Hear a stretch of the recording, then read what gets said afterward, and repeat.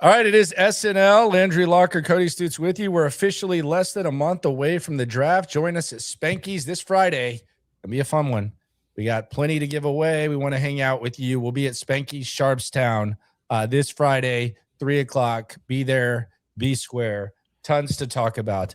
So today, we're going to talk about some moves that the Texans could make and whether or not these are the right moves. And this was catapulted off of the Jackson Smith and Jigba extension yesterday. And the fact that immediately, as soon as that extension happened, there was a thought process about a potential Nico Collins extension, which I think would be a little bit unnecessary. And this is, I know that we've gone back and forth about Danielle Hunter and Dalton Schultz and stuff, but in this instance, Danielle Hunter probably outplayed what his extension was. And I can say based on market value, you can make a case that Nico Collins is, probably underpaid, but he does miss games. And since he signed his extension, he missed over a month in one season. The next season, he missed 3 to 5 games. And I say 3 to 5 because the playoff game doesn't show up on the regular stats, and he missed half of another playoff game. So he's missed some time. With that said, is that something that the Texans are going to do? We're not sitting here saying that they should, but is that something that the Texans are going to do? It would be crazy to do it this year. Like, it would just be like Nico Collins, maybe his agent calls, but Nico Collins doesn't strike me as the type of guy that's like, oh, I got to get mine. Like, he doesn't have that. It doesn't seem like he has that mentality that, some wide receivers would look around and be like, well, I'm not getting paid enough. And that doesn't strike me with this, but the Texans have done deals too early, and maybe they would think, oh, well, if Nico has a good 2026, then 2027 is really, the year that we do the extension. So we should jump out in front of it. He should just play his deal out. He'll be 29. The deal has been exactly what you paid him for. He missed 5 games in the middle of the 2024 season. He missed the playoff game, like you mentioned, left another playoff game early. He was a little bit healthier this year because they benched him for that final game of the season. So he only missed 1 regular season game. But missing a playoff game is worth 5 regular season games. That's tough. And so he had the huge year. He hasn't replicated that level of production since he signed the deal. He's missed time. Like, the contract's exactly what it's supposed to be. Yeah, obviously, if he's a free agent, he get paid way, way more. He's not a free agent, and he's not going to be a free agent anytime soon. So any conversation about a Nico Collins contract adjustment, miss me with it. And I think there's always like a different side of this, because on one hand, yes, the Texans have developed a reputation as an organization that rewards players when they do well. They also kind of get out in front of the market at times. And I think in the Hunter case, a guy played in an elite level. You added a year of club control. He was basically going to be in a contract year. So you avoid that and you keep him for the extra years. Like, I think we can understand that. Schultz, same thing. Like, same type of mindset. But with Nico Collins, you have a couple years left on the extension. He just had his second concussion in a season.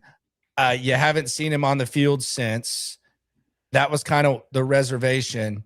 And while it's cool, I guess, I don't know how it benefits fans for them to have the reputation of rewarding their players. The salary cap does exist, and it is okay to have a bargain every once in a while. And I think I don't even know if I consider this a bargain at this point. I think it's just a really fair deal. I don't think that Jackson Smith and Jigba has anything to do with Nico Collins at this point in their careers. Jackson Smith and Jigba is a 100 reception guy.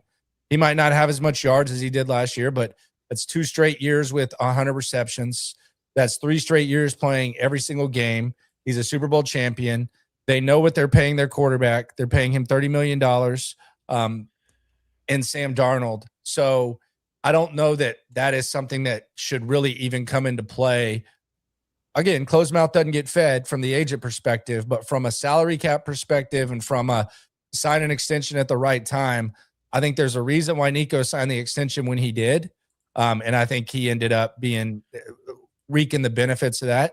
And I don't necessarily think that since then his quality play has been up to what it was when he signed the extension. So Danielle Hunters has been the same throughout. Like, he played after he signed his first extension, regardless of what the discussion was at the time, he played probably above the level of that. We haven't seen Nico Collins. Dalton Schultz, the year before, he played above that level. In the last 2 years, Nico Collins, still a number one wide receiver. We agree with that. And this conversation could change in a year, but I think you need to at least let him play a year before you start having conversations about a Nico Collins extension. Well, here's my thing. Play 17 games and play in the playoffs. Like, if you want a new deal and an early deal, like, yeah, the stats are great. Like, and the stats from 2023 are still his best year. And now, he did have some success this year. It was the quickest that he'd gotten to 1,000 yards in a season. And, he finished in the top 10 receiving yards again. But, comparing and contrasting these contracts is always so funny, because I'd happily pay Ja'Marr Chase $40 million a year instead of paying Nico Collins $25 million a year. Like, I'd happily pay CeeDee Lamb $34 million a year than pay Nico Collins $25 million a year. Like, so, like, if we're doing like comparing to those guys, he makes less money and he gets close. I'd rather pay more and get more. Like, I'd rather pay more and have CeeDee Lamb, or pay more and have Ja'Marr Chase. And that's the other thing. He's not hitting the free market anytime soon. Like, he has 2 more years before he gets close to the free market. And then he'll be 29 years old. You'll have a full, total understanding of what consistency looks like from Nico, because he got paid off of his first productive year, which was part of the reason that he got the contract in the first place. Is, hey, in case he keeps this level of production up, because he finished in the top 10 in all the major receiving categories in 2023, finishing outside the top 20 in targets and receptions. So it's like, if he keeps that up, man, he's going to be really expensive. Maybe we get in on a deal. Well, he's been pretty productive, but he's also missed time, and he's been properly compensated. So I think that's like the deal. The deal's worked out for both sides. No reason to tear it up and do anything different off of the previous year of production from Nico Collins. Yeah, I would agree. And you got a salary cap. You got stuff coming up on the chat. Swarm. And we'll get through some draft moves as well here on SNL. Primetime says, what type of year does Nico need to have for you guys to be okay with extending him early? I mean, he just needs to have a year like he did 2 years ago, to, the year that he had before he got the extension. And then they need to get a clearer picture of what the future of the quarterback is what I would think. Yeah, I want 1,400 receiving yards and 17 games played. I mean, I don't think that's an unfair level to get to then talk about it, because a new deal is not an extension of what he currently is making. You know what I mean? Like, he's getting a raise if he gets a new deal.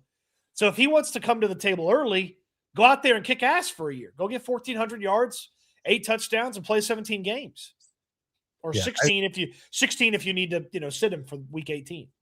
Sir Wags on the chat says, greetings from Alabama. What do we take in round 1? I'm leaning DT right now. We'll get into some scenarios in a sec, but I think DT right now is probably where you're looking and where the heavy favorite is. I'd put defensive tackle. We may need the Landry Locker, barroom sports book to kind of come up with these numbers.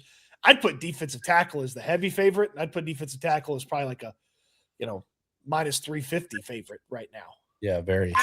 Swarm. Gunner K8060 says Nico extension shouldn't even be on the radar right now. He just got the big contract, hasn't even played that contract yet, maybe in a year or two. Yeah, I just think there's been kind of a culture where the Texans give early extensions, so you kind of feel like that's the direction that they go. That's why this is even a conversation, is because they've gone to the table early with guys when they didn't have to. And it's not just, they've gone to the table with guys when they didn't have to, when they're brand new to the organization, much less a guy like Nico, who Nick Caserio kind of hangs his hat on as one of his guys that he always talks about and praises. Yes. Thrill Ben Spoke says fans care too much about money. LOL. It's not ours to spend it at all. See, this is kind of meat watching gone wrong, because, and this is kind of like misusing a term, because in baseball, yes, but in football, there's a salary cap, and it's like a piece of the pie dividing out. Team building is part of the money. It's not like if there was no salary cap, I'd like Nico Collins. I would like Nico Collins to make $200 million. Like, it's not the guy saying these guys get paid $1 million. It's a salary cap sport. So that's kind of like meat watching gone wrong, I think, and like misusing a term. Like Jim Crane, it's not our money. Cal McNair, it's not our money, but there's a budget. And if you pay one guy a lot, it makes it harder to build a roster. Sure. And I would think that it probably hurts your chances to keep some of the guys that you're already familiar with. Not only go shopping when you need stuff in free agency, but keep other guys. Like if I told you right now, okay, extend Nico Collins or keep Kamari Lassiter, I think most people are keeping Kamari Lassiter. Yes. That's where it comes in. And that's really the care. It's not a baseball. It's not our money type of thing. That's an extreme misuse of what it is. On the chat, Zach says maybe closer to the draft, a worst case scenario draft would be fun. Would also be fun to look back on disastrous draft pass. I feel like we do that all the time, honestly. All right. Well, Zach Landry said, get bent. We're not doing that. No, I'm down. I'm down with it for real. No, don't get bent, Zach. I didn't mean it like that. I'm just saying that, yeah, I feel like we've gone through some of the as far as worst case, I know it's sometimes it's like, does a worst case even exist for them right now? That's my thing. That's really my thing where I think that the worst case for them does not necessarily exist because I trust them in this area of the draft. Like it's hard for me to kind of imagine the worst case scenario because I trust them at this part in the draft. And maybe blind faith is a dangerous thing, but I think they've earned it. Like there's a lot of things that this organization has not earned, but I feel like they've earned faith drafting in the D'Amico and Caserio era, especially at this point. And I think they've set up the roster to where there's no potential reaches. So I'm just not to the point, and I can't get to the point where I can envision like the worst case scenario. Yeah, they have done a like worst case last year would have been like it kind of played out in the first round for them last year because it felt like they desperately needed offensive linemen and they also needed wide receiver help. Well, moving back allowed them to do a little bit more on day two. With the way they've operated in free agency and some of the guys that they have, cemented into some of these spots, they can go a variety of different ways. Or Caserio can say, see you guys tomorrow and punt on 28 and move back.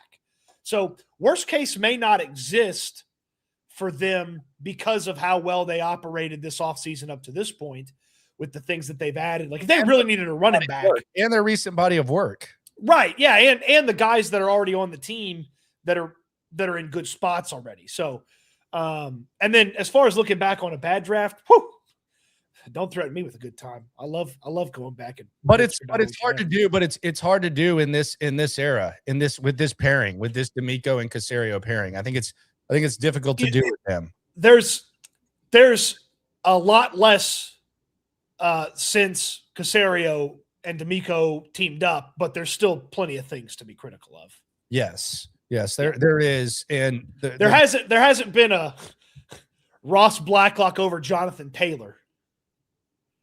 No, we haven't had that. And the other thing that I think is that I think is good for them is that they do have the flexibility. So it's not like they're like, okay, we need this, so we got to do this. And the stuff that we think that they do need based on the actual prospects and the guys that are available, it just kind of feels like it's lined up nicely where they have a lot of opportunity.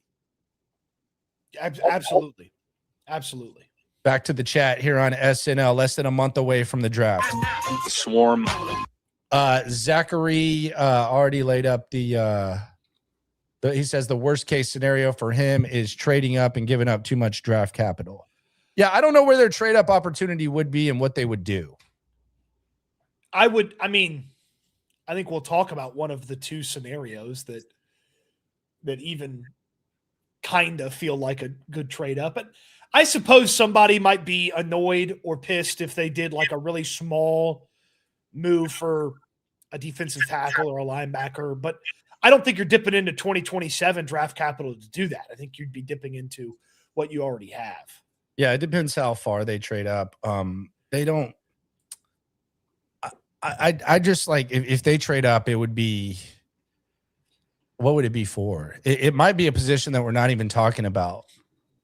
To me, there's only one realistic guy to trade up for, and then there's one like, I guess, but they probably wouldn't do it. Like everybody would love Jeremiah Love. He's starting to slip, but it's not happening. It's not happening, and I think at this point, with the draft capital you'd have to commit to go get him, it feels unlikely they would do it because they have David Montgomery and Woody Marks. Not to say that I wouldn't welcome Jeremiah Love. I obviously would, but just their thought process of the cost to go and get the guy, what we already have, what we could do with the picks, so on. The other name is Kenyon Sadiq, and we can go through that here in a few minutes from a trade-up standpoint. So the other name is Kenyon Sadiq, and I think a lot of the other players that we would think about them trading up for probably aren't slipping far enough to get into Texans trade-up range. Riverbend 1, we appreciate everyone on the chat, says, how many 30-plus O linemen start more than 12 games? Why are we not still drafting offensive linemen early? Well, I still feel like they can. And they probably should find some depth talent for the offensive line at some point. Off the top of my head, I can't tell you how many 30-plus-year-old offensive linemen play, but just doing a quick look here, in the top 6, 3 of the top 6 were 30-plus-year-old offensive linemen. Are you saying 30-plus or drafted 30-plus? That's the confusing. That's what I don't. I think he's talking about old players because Wyatt Teller's about to be 31, and Braden Smith is about to be 31 as well. Speaking of which, Wyatt Teller met with the media today. What was your biggest takeaways? We were both in there. We both got a question in. I think it's the biggest newsworthy thing was the CJ element of CJ wanting him there. And also that it's very obvious he's playing left guard, and he's put a hell of a lot of thought into playing left guard with a lot of conversations and a lot of technical stuff that he talked about. Yeah, Seth asked him about the move, and I mean, he went into extreme detail with phrases and footwork and technique buzzwords and all that kind of stuff. Look, the biggest thing outside of CJ really wanting him here and liking him when those two met, the biggest thing for me was this guy feels like he is getting a fresh football life playing for a real organization after playing for the Cleveland freaking Browns. That's what it feels like. Just the way the Texans hat. Yeah, he's rocking the Texans hat. The way he talked about not only the Texans, but the state of Texas and the culture and how much he liked the guys and how much he appreciated them. And he'd never been in a louder stadium in the playoff game a couple of years ago when the Browns played the Texans. And, I mean, he acted like the Texans were the freaking Seahawks. Oh, they had a great quarterback and they have great wide receivers and we got big guys, we got tough runners and we're going to block well. Like it feels like a guy who's a little bit revived with this opportunity. And him saying, gosh, I was sitting there in free agency and a week felt like a month and, just to finally get this and go here. And he went on a hunting trip in Texas right after the season ended. Like he's pumped to be in this state with this team and to be with an organization that's played winning football on a consistent basis over the past 3 years and not the factory of sadness that is the Cleveland Browns. Sir Wags on the chat says, why did the Texans pivot from Townsend? He's inconsistent and he's expensive. Like he's too expensive for what he is. Like he's not bad, but he's not great. And with what Tommy Townsend's pay scale is, it's not worth it, quite frankly. Yeah, the new kid makes nothing, right? Well, the new kid, yeah, he stunk. Kroger. Yeah, he makes nothing. But yeah, Tommy Townsend with like the tax bracket, you gotta be a lot better than what you got from him. I wonder if they were just ready for something different with Tommy Townsend.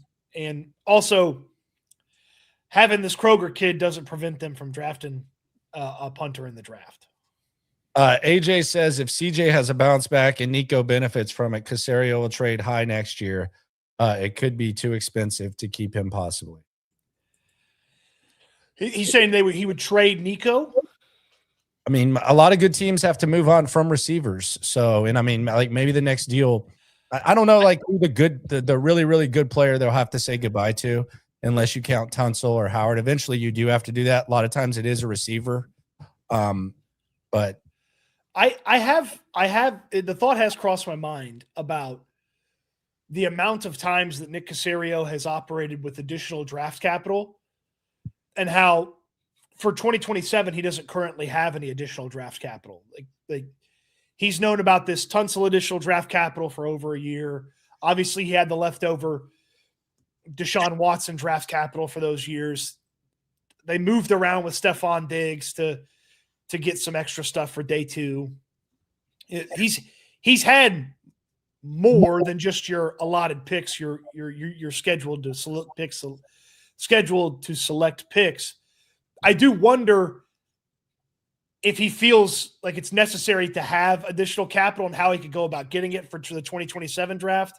Obviously, trading back out of the first round for this one would be one way, but next offseason, moving off of a player that's currently on the team, you would need to feel pretty good about Jaden Higgins and Jalen Noel to do that, I would say. Meanster 2008 says CJ going to start dipping with Teller joining the organization. Is Teller a dipper? I mean, he looks like a dipper, but is he a dipper? Teller strikes me as the type of guy that would be very excited to like take CJ Stroud, the kid from California, on like a hunting trip. Like, CJ, let's go hunting. CJ's like, I don't know about that, man. He's like, no, let's go hunting, CJ. We'll go get in a helicopter and shoot some boars out of a helicopter. And CJ's like, I don't know, man. Why don't I just come over for dinner? So we've talked about the Nico Collins contract, a lot of different discussions about when, whatever, how, all that. What changes though? Because I don't think this is a matter of if, it's a matter of when. What changes when Will Anderson is extended? Is there like a aha moment? Is there okay, this is a direction they're going? Like, what changes? Business as usual? It can't be business as usual. I think he kind of becomes the face of things. I mean, he's going to be the highest paid defensive player in football, is my expectation. And that comes with, he's going to a lot. He's going to be the face of the best defense or one of the best defenses in football. So it's going to be from a Will Anderson, Q score or popularity perspective, like he's going to get pushed up a little bit. And not to say that people don't pay attention now across the league, but there will be even more eyeballs on Will Anderson and his performance each and every week. And then from a business standpoint, like an operational standpoint, like you're accounting for a large chunk of money in 2028, 2029 and beyond. And that is something that puts stress on how you operate in the next year plus. Because, yes, the big money shows up and some of it shows up on the cap right away, but really the big years on it and the big money years start showing up in a couple of years. So it's you have that one little like, okay, this is it. Then the big money's coming. So that really puts a little stressor on how you operate in 26, 27. And something like Will Anderson's deal might make a Nico Collins on another team a real possibility. Yeah, and I think it's going to be a different life because like when you have all those draft picks and you pick two guys who are your core guys in CJ Stroud and Will Anderson, you kind of build around them. You can sign a Danielle Hunter. You can trade for the swing big for like the Stephon Diggs. There's a lot of things that you can do. It's a different way of life. It's like a budget. It's like, for lack of a better term, it's like making a big purchase in life. It's like you buy this, so all of a sudden you have to adjust and you don't have as much like disposable income as you do. And that's why when you're talking about extensions and stuff, going back to the original, it's not our money baseball comment. Like that's kind of what happens once you have Will Anderson. You're not going to have bringing in a Danielle Hunter. You're not bringing in even it might even be hard to bring in like Smiths and Tellers, like once you're paying Will Anderson and other guys. So it adds to the pressure and the opportunity for the draft. But it's also much different than what they've been used to. Yeah. The Danielle Hunter point is, I mean, it would be even more flooring than this most recent one, but when his money is no longer on the books, it sort of gets replaced with the giant money from Will Anderson. So it lines up perfectly for the overlap for the Texans. And yeah, so you could, it was interesting and hard to kind of see it fit in with this one, but certainly with, another Daniil, that kind of goes all the way out the window. And your point about the Smiths and the Tellers is interesting too, because at the Blankenships as well, the guys like him, it'd be a little bit tougher to do once you have the Will Anderson deal on the books. So I'm pretty interested to see ultimately what this number comes in at. It might be as simple as just 47 because the highest is 46.5, but we'll see. Yeah, we'll see. We'll see. But it's definitely going to be the highest. You just hope that Will Anderson is it's kind of funny because I don't think it's not, and I'm sure you can give me an example that kind of dismisses this immediately. Aaron Donald's probably the example, and it's not an outside guy, but a lot of Will Anderson's peers that he probably strives to be, and he wants to be on like the same level as, like they kind of like when they become the highest paid player on their team, it's kind of like they're the face of fucking pathetic football. Like Myles Garrett, Max Crosby, like all these guys that the edge guys who get paid for some reason. I think a lot of it's a coincidence. They're not on winning squads. Like the guys we're going to be talking about. Watt associated with, futility in Pittsburgh, TJ Watt. Yeah.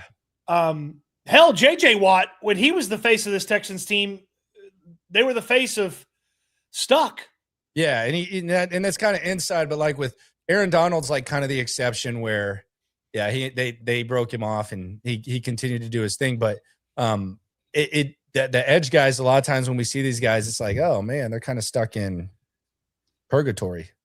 Yeah, there have been a few of those. I mean, Nick Bosa was the 49ers were good when they paid him, and the Lions became good when they paid Agent Hutchinson, or were already good when they paid Hutchinson a year ago. But then they kind of fell back down to earth. So then we'll see with the Packers. Michael Parsons is the big money average annual value right now, and it looked like he was worth every penny, and then he was hurt. Yes, that is a definite fact. The next one is interesting. Azeez Al-Shaair, DeMeco Ryans guy, one of the leaders of the team. Where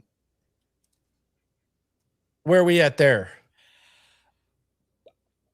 I wonder if there's.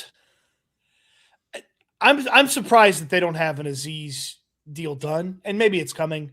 But I do wonder what the level of commitment's going to be, and would it cost them somebody or something down the road? Because the example I use a lot of times is the Philadelphia Eagles, but their offense, and then they have a few players over on defense that they've paid. Like they've paid everybody on their offense: their left tackle, their right tackle, the guards, the center, the two wide receivers, the running back twice, the quarterback. Like they paid everybody on the offense. And then they have a couple of things on defense, but they got to choose. Like they've had really good DBs walk out the building. They've had some good pass rushers, some good linebackers walk out the building. But they've had been able. I wonder if there's something over on the offense that you got to, choose if you pay Azeez. Like, hey, we paid Azeez, but there's no way Montgomery's here after the next 2 years. Or we paid Azeez and we're not paying another running back. We got to go get a rookie. It's interesting to me because I can't quite put my finger on who it is or what it is, but I do wonder that if a commitment to Azeez keeps them from somebody being on the team in the future. Yes. And that, I mean, I don't know when the extra tough decision goes down, but that would be a real tough decision for DeMeco, and it would be something that. Well, it's a tough decision for the defense because they don't have an Azeez replacement. Like, yeah, and we also saw what it looked like without him. Right, like if it was bad. It was like the best thing that happened to Azeez Al-Shaair last year when it comes to his contract value, and this is kind of the opposite of what we said with Nico Collins. Him not playing is kind of what he can point to as, hey, let's turn on the Raiders tape. That's my negotiation. You already know what I do when I'm on the field, but look what y'all did without me. Yeah, I mean, it was the worst rushing attack in football, came in there and ran all over him. And, it was a bad day for Henry To'oTo'o and a good day for Azeez when he was not available. That's Genty fantasy owners too, who were like, where the hell has this been all year? Oh yeah, but those people were already eliminated, though. But it still hurt to watch, I'm sure. Yeah, it hurt for sure. If Derek Stingley left via trade or Kamari Lassiter left because you couldn't pay him, you'd at least have the other guy. When Daniil leaves, you still have Will. Bullock and Reed Blankenship are set to play with each other for the next couple of years. If for some reason Bullock left, you'd still have Reed Blankenship. If Azeez leaves, what do you got? That's why I wonder about linebacker here in this upcoming draft. If they could find the right guy, both from a physicality standpoint and between the ear standpoint, that DeMeco Ryans could start preparing for life after Azeez. You don't want to get it's tough because the 49ers have had and paid Fred Warner, and so they've survived these other guys leaving, and Fred Warner's so damn good. Obviously, Azeez isn't Fred Warner. He's important to the defense. Like they got to find a way to survive if there's no Azeez. Yes. It was definitely not pretty. And I wonder too, like, if he just gets the same deal with a couple extra million each year, like, you can fit that. You can make that work. Like, the worry is, they go and they pay him, $5-6 million more from an average annual value standpoint, and he's hitting his early 30s as a $17 million a year linebacker, and you're like, what the hell's going on here? Yeah, that's the real concern. All right, now let's go through some draft scenarios here. Some popular names. What happens if the Texans draft Eli Stowers? I think Nick Caley has trouble standing up. Like the amount of things that you can do with this receiving group, if you added a guy like Eli Stowers, is astounding. 4 wide receivers with him as a wide receiver and Jalen Noel in the slot. You could do 2 tight end stuff that you weren't able to do last year with 2 receivers you can count on. You can put a big slot in there, which they don't currently have a big slot. I guess they kind of do if they move Nico or Jaden Higgins down there, but like Stowers can play as a slot receiver. He can play inline. He's one of the best pass catchers in the draft, period. He's certainly the best pass catcher at the tight end position. And he sort of takes over as that primary pass catcher when Dalton Schultz is put out the pasture. Yeah, and hopefully Dalton can last 2 more years. That's another thing. But I think it would be a nice compliment. My question would be, when would it happen? Is it 38 is probably where it's most realistic, but crazier things have happened than him going at 28, but 38 would be there. The other thing that I talked about yesterday on my stream is, will Nick Caley know what to do with these weapons? It's like giving me like an advanced grill. I can keep it kind of simple and get it done, but if you give me like the creme de la creme, I'm not going to know how to cook. And we don't know if Nick Caley is capable of cooking. Sometimes the more you give someone who can't cook, the less chance there is that they can get the job done. Now, on the other hand, maybe more weapons means easier for them. But here's what I like about it. If I give you enough talent and you don't succeed, it makes it easier for me to get rid of you and not the talent. Like if he can't figure it out, then somebody else needs to take over his job and figure it out. Yeah, I get that, but man, it just I don't want to say this is like an all-in type of year, but it just feels like, man, if that happens, then that is the worst case scenario. Not like that. Earlier, someone asked about like the draft worst case scenario. That's the worst case scenario, is if Nick Caley can't establish himself as a competent OC. Oh yeah, they're screwed. Yeah, that would be bad. Yeah. When would a drafted guard play for the Texans? Man, Wyatt Teller kind of got me excited. Like he seemed like a guy that is renewed and rejuvenated, and him and Ed Ingram, it to me feels like it'd be pretty difficult to see a rookie beating them out.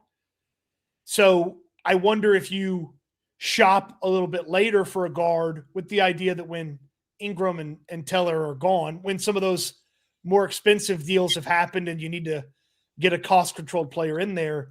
Like it's almost a guard of the future, and we're thinking about that guard in 2028 and when guys get hurt, and just kind of thinking long-term and much more long-term future-oriented than will he need to play in 2026. Yeah, that would be my thing. Yeah, the way he's talking is not like I mean that sounds like a guy that's coming here to be the starting left guard. Like it's not like a maybe type of thing. Like the detail that he's going in with, the conversation that he's having with Popovich, the technical side and all that. Like he's coming in to be a starting guard. So I don't want to sit here and say because of a press conference, like I completely eliminate the possibility of them taking a guard with their first 2 picks. But I think it was less likely, regardless of like how much you want to say it, it was less likely when they did sign Teller. And after listening to him, I think it's even, I feel it's even less likely than I did before that. Correct. So, I mean, I'm not saying that they would never draft, Emmanuel Pregnon from Oregon or Chase Masantis from Texas A&M. Those are the fringe first-round guards is kind of where I would put those 2 guys. I'm not saying they'd never draft those guys, but my expectation of them playing in 2026 would primarily be filling in for a hurt player, not supplanting the veteran. Yes. Which then allows the Texans to maybe, hey, Cole Popovich, is there one of these guys that needs a lot of seasoning that in a year or 2 after you get your hands on him, you can turn him into a big-time starter? Hey, let's take that swing in the 4th, 5th round and give you like a little project, so to speak. Yes. You still have Patterson. I don't want Jared Patterson to start, but if you had to play him for a game or 2, like you can survive. Yeah, you could survive, but it's again, sixth lineman, 5th lineman, something like that. So yeah, I don't anticipate them drafting a guard anytime soon. Let's go to the chat. The Rebels in the building. Swarm. Shout out to the St. Louis Rebel. He says, if Higgins develops into a wide receiver 1 like he should, get Nico out of here. Whoa. Higgins, Nolan draft Zachariah Branch with the 59th pick. Higgins, Nolan, Branch is the top 3. Ooh. Yeah, I mean, we're not, Higgins hasn't played his way up to the Kamari Lassiter, Derek Stingley long-term conversation that some people have. If that happened, that would be cool. I think I like Higgins. I just don't know that is something that happens. But if he does develop into a wide receiver 1, you have to at least start thinking that way. It feels like somewhat of a long shot, and I'm pretty high on Higgins. I'm just not that high. When I'm trying to think to like a year ago, I never imagined Jaden Higgins being the best wide receiver on a team. Like when I was thinking about him as a drafted prospect, I never thought of him being the number 1 wide receiver on a team. I always felt like he's just a really high-end number 2, but you need that guy over there as the number 1. Yeah, the comparison I've always used for Higgins has been Drake London, and I think Drake London's a really good player. But I mean, Drake London last year, 919, 68, and 7 TD. Solid. But it's not the type of thing, unless sometimes you just have to make these tough decisions though. But it's not the type of thing that like puts your feet to the fire of trade Nico Collins, especially if you still have him under the contract that you have him under. Yeah. And I mean, shoot, Drake London was a top 10 pick. So it's a little different. But the big thing is you see it soon enough with these guys, because the wide receiver position is littered with guys who were not day 1 guys who turned into really nice players. Amon-Ra St. Brown's probably one of the best examples of it. Same draft as Nico and 2 rounds after him, and better football player. It's like you'll see it. So Higgins will have to overachieve to get to that level off of what we expect from him. But if he does, it makes the conversation much easier. Fact. Branch is your guy. You like a Zachariah Branch, though. I like a guy who adds a screen element. I know it's kind of one of those things that they're using against him. And they're talking about the routes that he can't run and all this. And I'm just like, okay, well, is this a lower level Jefferson / JSN conversation where you're saying what they didn't do because they weren't asked to and didn't have to in college or what. But yeah, I like Zachariah Branch because I think this team needs two things. I think they need depth and speed.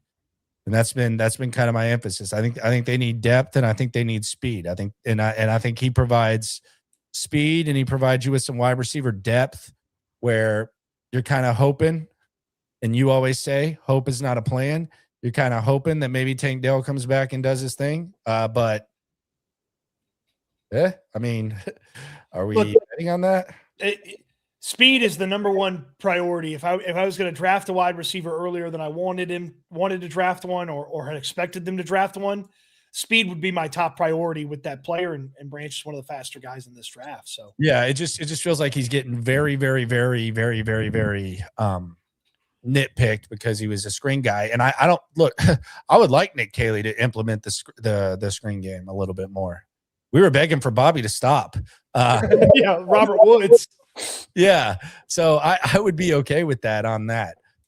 It's Swarm. It's amazing how that kind of changes. Like some of my old philosophies kind of bleed in because I got an email from a viewer that was talking about and holding me accountable. I think it's a good thing to be held accountable. But I had said this before. It's just you can't listen to the show last week and assume. But I said that if they're going to draft a lineman early, that's not just a true center. They need someone versatile. And he said, Landry, I've been listening to you for a while. Versatility was like really pissed you off for a long time. And now you're asking for a more versatile lineman. Yeah. But the BOB versatility was they would look at their first round picks and say, this guy needs to be versatile when they had 5 holes to fill. I don't think that's the first thing you should look for when it comes to starters. But when you have an offensive line that appears to be somewhat set to what they want, then having someone that can do what Titus Howard did last year, which I think there was value, that doesn't take as large of a chunk of the pie. I think that's kind of important. And it's kind of like now I'm begging for a screen game when I was begging for a screen game to start 2 years ago. Yeah. Just all kinds of lumps in. Yeah. Screw versatility. Just draft a guy that plays a good position. And if he needs to play, plays. Crazy Texan 6372 says, does CJ have offseason workouts with the wide receivers? Seems like they're not always on the same page with Nolan Higg, but is there any effort to improve on their own? See, I would disagree with the final part. He clearly wasn't on the same page with Higgins, especially early. I pointed to the first pass that he threw to him, or one of the first passes that got intercepted against the Rams. And I think CJ kind of nitpicked it a little bit. But I actually thought him and Noel had good chemistry whenever he was trying to find Noel. The play at the end of the first half against the Seahawks game that cut it to, I think, 14-6, actually made it a one-possession game. It had no business being that. There were some other deep passes that he threw. I think the only one that he didn't catch was it in the playoff game against the Steelers where Noel went up and it almost got Chargers, right? Maybe Chargers. When there wasn't lead against the Chargers, we got hit. Yeah, and there were a couple of deep ones. I actually thought him and Noel had some good stuff going. I wonder if Noel can capture some of that improvisation success that Noah Brown had. Noah Brown and CJ, when it came to just the off the dome, off script stuff, it was actually it was an underrated thing of beauty. And I mean, Noah Brown was pretty productive in 2024, which, you know, he was hurt all in 2025, which kind of was the reason he got shown the door here in Houston, was he got banged up too much. Yeah, he was a big part of. They won 2 games on the back of Noah Brown in 2023, which is crazy. At least 2, maybe more. Yeah, it was crazy. It was a crazy run. On the chat, you know who is not a good player? Yep, you guessed it, CJ. 2-piece for him says Pendergrass looks like BOB. He liked my comment. Pendergrass with a hat might look like BOB. It's tough to look like Bill O'Brien without having the chin, like that very defined chin. Yeah, I saw B.O.B. at the pro day. He said tough, smart, dependable. He said we want to recruit guys who are tough, smart, dependable. He can't avoid it. He can't quit it. I wonder if he's in his final year with the old BC crew. Was it not weird that they got rid of Noah Brown? Yes, it was very weird that they got rid of Noah Brown. I mean, like he was hurt, and then I spent the entire preseason assuming he was on the roster, and then they because they'd paid him $4 million and they just got rid of him. Dude, and CJ was so good off script with him. And I know Noah gets hurt. He does. Like we know that. But like he's just so good at crazy ass plays. Isn't he the one who caught that Hail Mary by Daniels against the Bears? Like when that guy was celebrating? Dude, he always does the random stuff. Like even when he's hurt, he comes in and he makes like a play that like justifies his entire existence. Yeah, that was him who caught that. Well, I mean, but Landry, they had to keep John Mechie on the team. Where's John Mechie now? Didn't he get picked up somewhere? Carolina. Oh, he's back with Bryce. Where did the Texans draft DT if not 28th overall? I would say 38th overall. This was kind of a loaded, like, I mean, yeah, 38th overall. And unless, and even then, I don't know if even there should be a worthwhile defensive tackle to draft at pretty much every time the Texans are on the clock. Like they're supposed to be on the clock, 28, 38, 59, 69, 106. Those are their first five picks. There might be a worthwhile defensive tackle every time they're on the clock. 28, 38, that's the Caden McDonald from Ohio State, Lee Hunter from Texas Tech, maybe Christian Miller from Georgia. And then there's the two wild cards who have a little bit of question marks around them, which is Clemson's defensive tackle, Peter Woods. Who mocked him to the Texans today? Someone mocked Field Yates. Field Yates mocked the two Clemson guys to the Texans with their first two picks. Yeah, so it's Peter Woods, who down 2025 season has had one of the weirdest lead ups to the draft that I've seen from a former top prospect in a long time, refusing to do some of the workouts and not working out at the combine and weird stuff from him. And then Caleb Banks with the foot injury. So like and then I like a bunch of other defensive tackles in this draft too. The kid from Oklahoma, Grayson Halton, the big citrus, Dominique Orange from Iowa State, Chris McClellan from Missouri is a player that I like. The Godfather from Cincinnati, Dante Corleone. So there's going to be a DT. They might draft two. I'd be totally down with that too. Go get some beef. But yeah, I'd be surprised if they didn't draft one at 28 if they didn't take him at 38. Yeah, and I think that's kind of the way you look at it, where if you're looking at it where we have two picks within the 10 range, it just feels like you have, and I'm sure that their process is a lot more complex than simps like you and I, but I'm sure we'll be doing this. Like we're going to be streaming live, by the way, both nights of the draft per the use, 6 hours each day. We got you. Locker room still going, SNL normal. We're gonna be caffeinated up on that day. But like if I were them, I would just have like 5 guys that I would like to see. I would say, all right, guys, let's put 5 guys that we would like to see at 28, the top 5 guys on our board. However you do it, 5 guys that you would like to see, and then the goal would be to get 2 of the 5. That would be how I would approach it. Oh, so I like that. Yeah. There's 5 guys that you would like to have at 28, and the goal is to get 2 of those 5. And based on that decision, like let's say that you have someone who's not going to make it to 38, but someone that you really, really like you just kind of draft based on that. And then that's maybe where you talk trade up, like kind of what they did with Will and CJ the last time they had 10 picks apart in 2023, where they had 12 and they had 2, and then they drafted 2. They drafted CJ first because he would have been much more expensive to trade for. Correct. And they drafted CJ, even though I'm sure half of the room liked Will more, and then they traded up for Will. I kind of looked at it as a compromise. Like if you and I were sitting here arguing about pick 2, and you were a CJ Stroud, you got to take CJ Stroud number 2. And I was you got to take Will Anderson.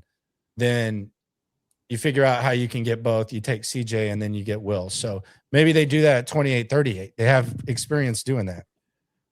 Yeah, that would be, you're not going to hurt my feelings moving up a little bit to get a guy that you feel strongly about, especially if it was a defensive guy, because they have a huge benefit of the doubt on defense.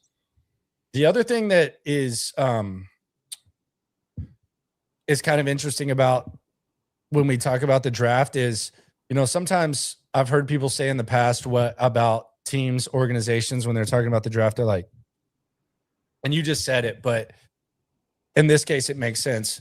But like, they're like, yeah, well, whoever they like, they should take. And it's like, buddy, you cover the fucking Cleveland Browns. Like, that's not it. You should have you should say, it should there should be like some sort of opinion like on that, like in that instance. But in this instance, like in that range, when we're talking 30s and beyond, and we're talking about day 2, it just feels like, yeah, whoever they like, we'll see. They have a decent track record. But in the past, like when Caserio would take an offensive lineman, you probably would want to have, and this is before Ursery, you would have a strong opinion about it because you don't trust him. Correct.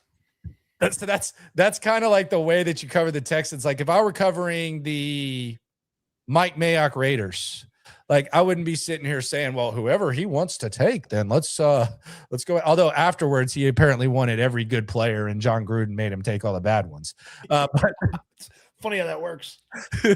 But it is kind of funny. Like with all the, it's to use an example, like a very current example.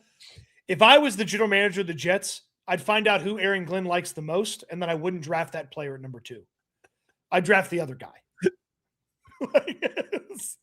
That guy was such a freaking disaster in his first year. Like, yeah, I really like that Arvell Reese guy. Cool. I'm drafting David Bailey from Texas Tech. You know what was really crazy? Like when we look back at it, and someone just brought this up, so I'll give him credit. I don't know if you brought it up directly. Mike Roberts. Yeah, Mike Roberts. You remember how concerned people were about Stingley? Like to where it was like, well, you look up his foot, man, he might not be able to play. And I'm not saying it was like an illogical thought, but I mean that they did not even think twice about it.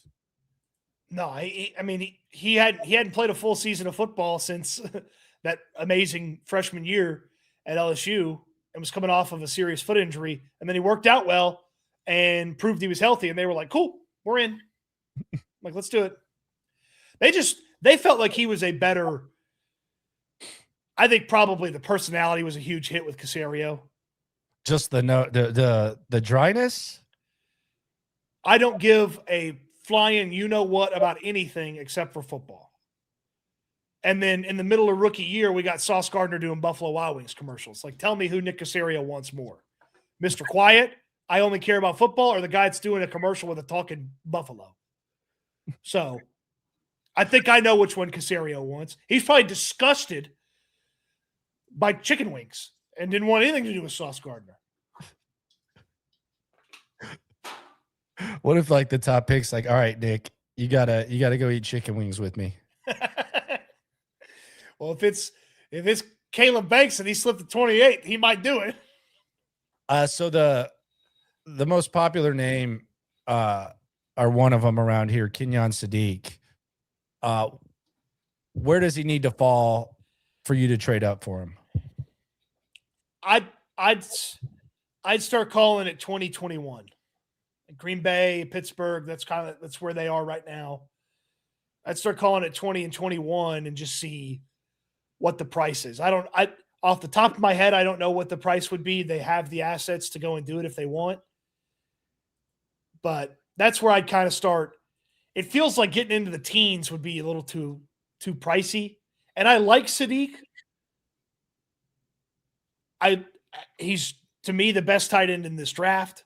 They need a guy that can produce both ways at tight end, or they need to find a way to get production both ways from the tight end position. He can block. He's obviously a really good receiver. I can't justify 16, 17, 18 going to get him. But, 2021, call him there. I think it's not the craziest move in the world. I'll be honest. I just don't know that they really are going to like him that much. I think they in this with what they want and what they need. I feel like they might or fall in love with other tight ends that are more traditional, more conventional, elite blockers. And I'm not sitting here saying that's how they should feel. I don't know that they're going to like Sadiq enough to trade up for him. Be cool.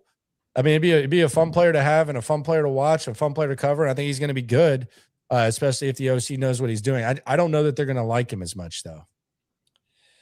Well, and that's again the way I think Caserio thinks is like, well, if I go get him, what does it keep me from doing in another part of the draft?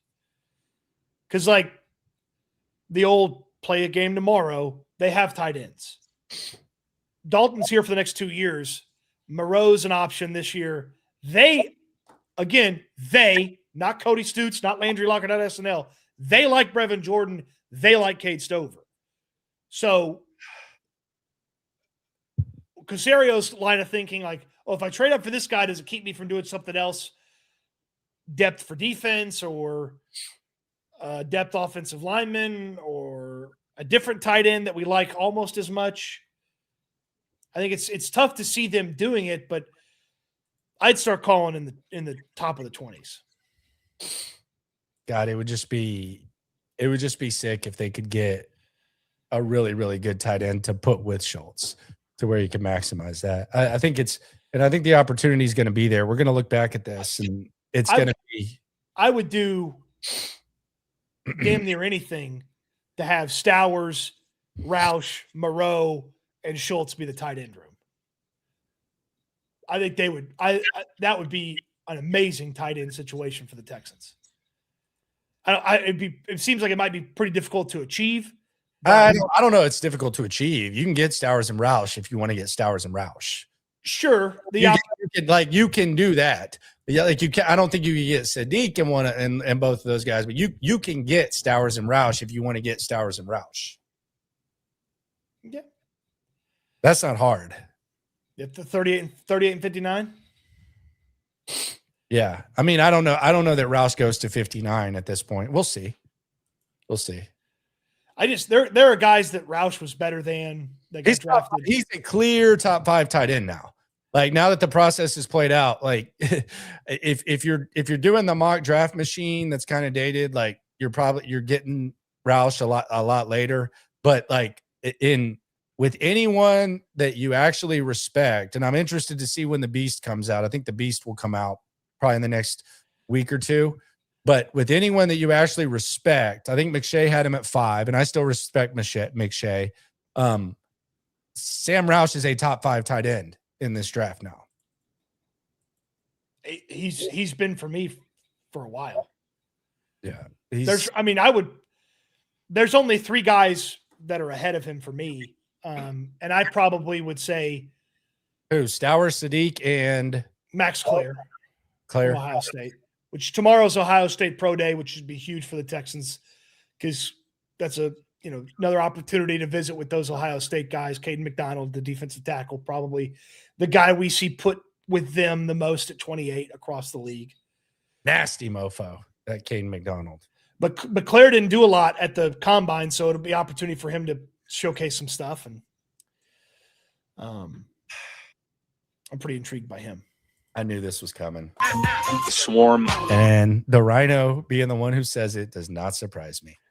The Rhino on the chat says, Cade has changed his number back to 8, so no worries. We'll be fine at tight end. And by the way, go look at, and I was going to do this tonight on the night stream, go look at the comments when they put a picture of Cade Stover in number 8.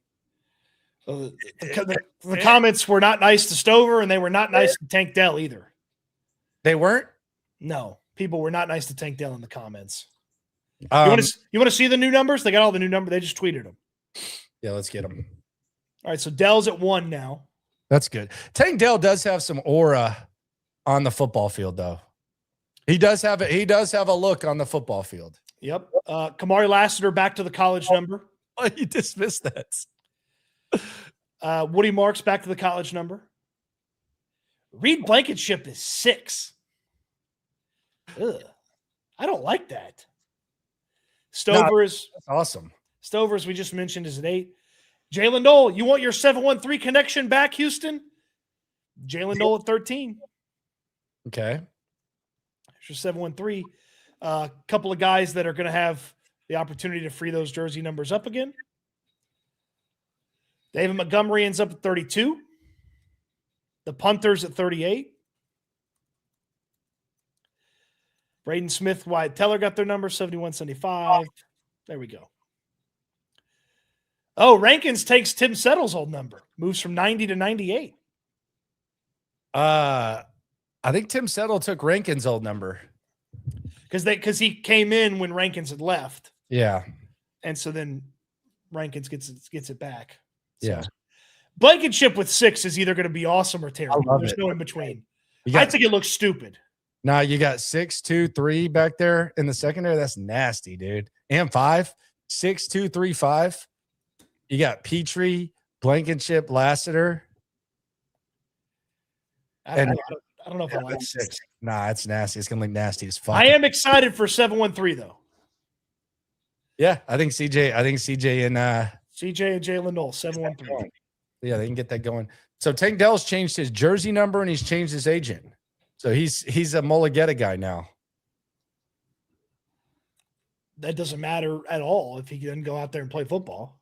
He's got Mulligetta, man. Swarm. Riverbend ... 1. I think we have 3 RBs and 6 tight ends under contract. How many RBs should we carry?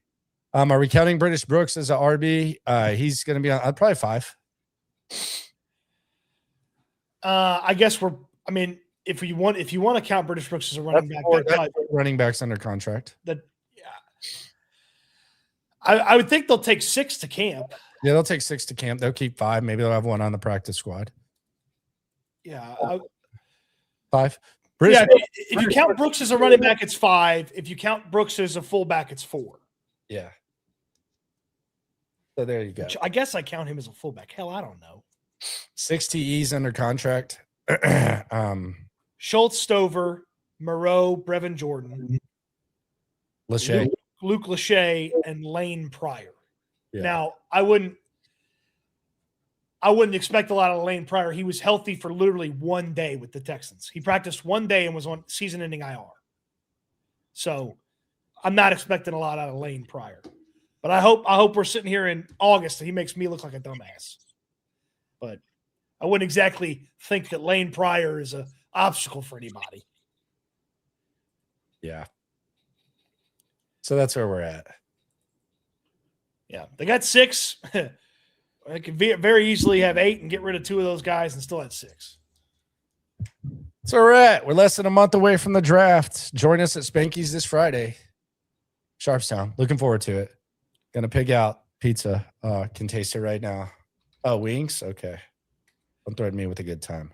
I'm trying to figure out. I think I've got it already. This is probably the earliest in the week I've figured out my order.